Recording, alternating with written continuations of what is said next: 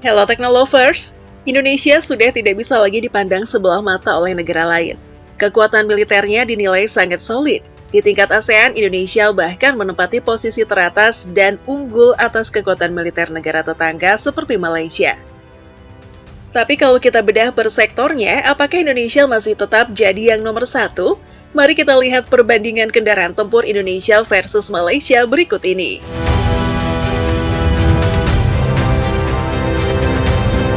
Berdasarkan survei terbaru Global Firepower tahun 2025, posisi kekuatan militer Indonesia dan Malaysia masih cukup jauh berbeda.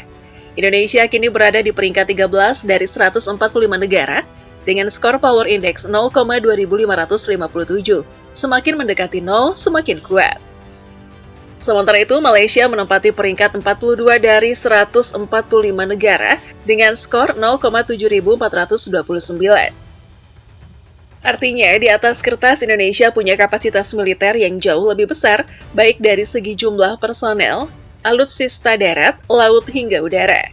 Tapi kalau kita zoom in ke kendaraan tempurnya, seberapa canggih sih produk buatan dalam negeri Indonesia dan Malaysia?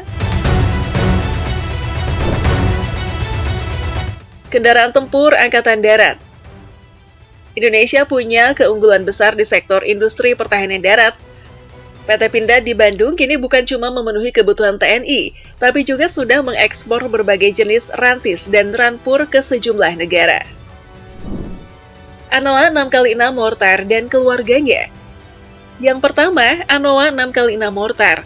Kendaraan ini dibekali pelontar mortar 81 mm dengan recoil system, dipadukan dengan mesin diesel bertenaga sekitar 600 HP dan kecepatan maksimal sekitar 80 km per jam di jalannya. Anoa sendiri punya banyak varian lain yang sudah dikenal luas di TNI. Anoa 6x6 Command, Anoa 6x6 Amphibious, Anoa 6x6 APC, Armored Personnel Carrier, Anoa 6x6 Logistik, Anoa 6x6 Ambulance, Anoa 6x6 Recovery. Keluarga Anoa ini jadi tulang punggung mobilitas pasukan TNI di berbagai daerah operasi, termasuk misi-misi PBB. Komodo 4x4 Missile Launcher and Recon. Berikutnya ada Komodo 4x4 Missile Launcher, rantis ringan yang dirancang sebagai platform peluncur rudal Mistral di bagian belakang untuk pertahanan udara jarak dekat. Varian ini biasanya diawaki 4 personel dan memakai transmisi manual. Kendaraan ini dilengkapi intercom set sebagai sistem komunikasi internal dan dipakai TNI AD sebagai bagian dari sistem Hanut Titik. Varian lain yang tak kalah penting adalah Komodo 4x6 Recon yang dibekali mesin diesel sekitar 215 HP dengan turbocharger intercooler, fitur GPS, dan thermal vision untuk operasi malam hari dan kondisi visibilitas rendah. Komodo Mistral dan Recon ini menunjukkan bagaimana Pindad mulai mengintegrasikan sistem senjata dan sensor modern ke platform rantis buatan dalam negeri. Kendaraan taktis Maung 4x4 dan generasi baru MV3. Maung 4x4 awalnya dikembangkan sebagai kendaraan taktis serbaguna untuk pertempuran jarak dekat dan mobilitas pasukan. Harga satuannya berada di kisaran 600 hingga 700 juta rupiah per unit, dengan kemampuan kecepatan aman sekitar 120 km per jam, jarak tempuh hingga kurang lebih 800 km. Dapat dipasang bracket senjata 7,62 mm, konsol SS2 V4, dan perlengkapan taktis lainnya. Memasuki 2024 hingga 2025, Maung berevolusi menjadi Maung MV3, termasuk versi pandu MV3 Tactical EV, varian elektrik 4x4 yang mampu menempuh jarak sekitar 400 km dalam sekali isi daya, dengan kecepatan aman sekitar 100 km per jam. Varian MV3 ini sudah dipamerkan di Indo Defense dan bahkan dipakai dalam Devil HUT TNI. Menunjukkan arah modernisasi TNI yang mulai melirik platform listrik untuk operasi taktis. Harimau Medium Tank. Selanjutnya ada Harimau Medium Tank. Salah satu ikon baru TNI AD, tank ini hasil kerja sama PT Pindad dengan mitra luar negeri, dirancang khusus untuk kondisi tropis Indonesia. Beberapa poin penting Harimau. Medium tank dengan kaliber utama 105 mm dan senjata pendukung 7,62 mm. Sistem turret modern dengan stabilizer dan fire control sistem digital. proteksi balistik dan mobilitas yang disesuaikan dengan medan Asia Tenggara. Harga satuan di pasar internasional berada di kisaran puluhan juta dolar per unit. Sementara di berbagai pemberitaan lokal sering disebut di kisaran miliaran rupiah per unit, tergantung konfigurasi. Tank ini jadi salah satu simbol modernisasi armada lapis baja Indonesia. Badak 6x6. Badak 6x6 adalah kendaraan tempur roda ban terbaru di segmen 6x6 buatan PT Pindad. Rampur ini membawa two-man turret dengan kanon kaliber 90 mm, dioperasikan oleh 3 personel. Menggunakan mesin diesel sekitar 340 HP dengan turbocharger intercooler, Badak 6x6 mampu maju hingga kurang lebih 80 km per jam dengan jarak jelajah sekitar 600 km, menjadikannya platform mobile fire support yang lincah namun tetap bertenaga. Kendaraan tempur darat Malaysia.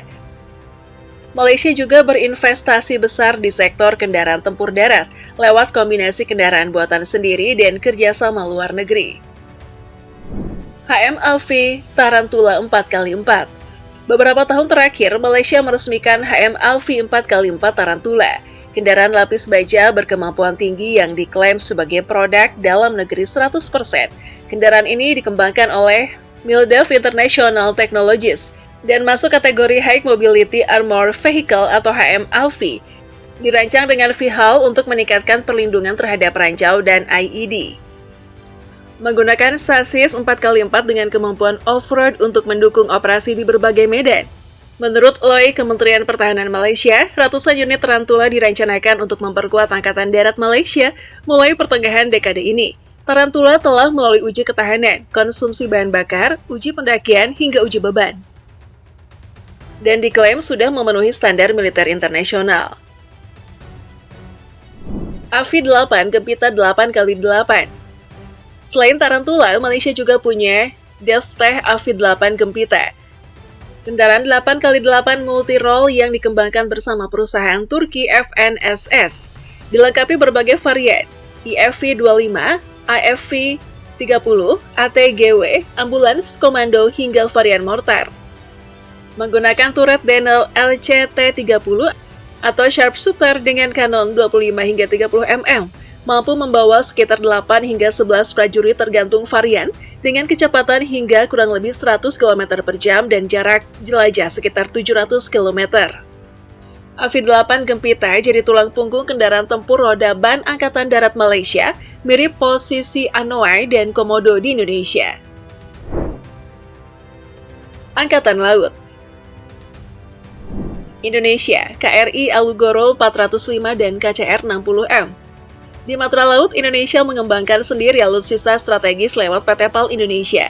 Salah satu yang paling ikonik adalah KRI Alugoro 405. Kapal selam kelas Cheng Bogo yang dirakit di Surabaya dengan skema transfer teknologi dari DSME Korea Selatan. Panjang sekitar 61,3 meter, mampu menyelam dengan bobot hampir 1.600 ton. Bisa beroperasi hingga kurang lebih 50 hari dan membawa sekitar 40 awak. Biaya pengadaan dan pembangunan Alugoro disebut berada di kisaran 1,5 hingga 1,6 triliun. Selain kapal selam, TNI AL juga punya KCR 60M, kapal cepat rudal 60 meter, buatan PT PAL, sering disebut juga kelas Sampari, panjang 60 meter, lebar 8,10 meter, bobot sekitar 460 hingga 500 ton. Kecepatan maksimal 28 knot. Jarak jelajah sekitar 2.400 nautical mile, kurang lebih 4.444 km. Pada kecepatan jelajah 20 knot dengan endurance sekitar 5 hari. Dilengkapi meriam 57 mm, senjata 20 mm, dan rudal anti kapal seperti X-Socket dalam konfigurasi tertentu. Menurut data Global Firepower 2025, Indonesia termasuk salah satu kekuatan laut terbesar di kawasan dengan puluhan kapal perang dari kelas frigate, korvet, kapal cepat rudal, hingga beberapa kapal selam aktif. Malaysia, KD Leqiu dan Armada Laut. Malaysia mengoperasikan KD Leqiu F-30, salah satu frigate andalan Angkatan Laut di Raja Malaysia. Kapal ini memiliki bobot sekitar 2.270 ton dan kecepatan hingga kurang lebih 20 knot, dengan jarak tempuh operasional sekitar 9.300 km. Dari sisi persenjataan, KD Leqiu dibekali 16 peluncur rudal Seawolf untuk pertahanan udara jarak dekat, 2 kanon DSM-30 Ramsey, 8 peluncur rudal X-Socket MM-40 Block 2 sebagai rudal anti kapal, torpedo A244S untuk peperangan bawah air. Kombinasi ini membuat KDLQ tetap relevan sebagai kapal kombatan utama Malaysia, meski dari sisi jumlah dan tonase Indonesia masih unggul. Angkatan Udara Indonesia, Apache Rafale F-15 dan drone Anka. Di udara, Indonesia terus melakukan modernisasi besar-besaran. 1. Helikopter serang Apache AH-64E. Indonesia mengoperasikan AH-64E Apache, salah satu helikopter serang tercanggih di dunia dengan persenjataan. Kanon M230 kaliber 30 mm, roket Hydra 70, rudal AGM-114 Hellfire. Dalam beberapa paket konfigurasi global juga dapat membawa rudal udara ke udara seperti Stinger atau Sidewinder. Apache dilengkapi teknologi avionik mutakhir radar longbow dan sistem penginderaan canggih yang membuatnya sangat efektif untuk misi serang darat dan dukungan pasukan. 2. Rafale dan F-15AX atau F-15ID. Indonesia telah menyelesaikan pesanan 42 pesawat tempur Rafale dari Prancis dengan kontrak bertahap yang dimulai sejak 2022 dan diselesaikan pada 2024.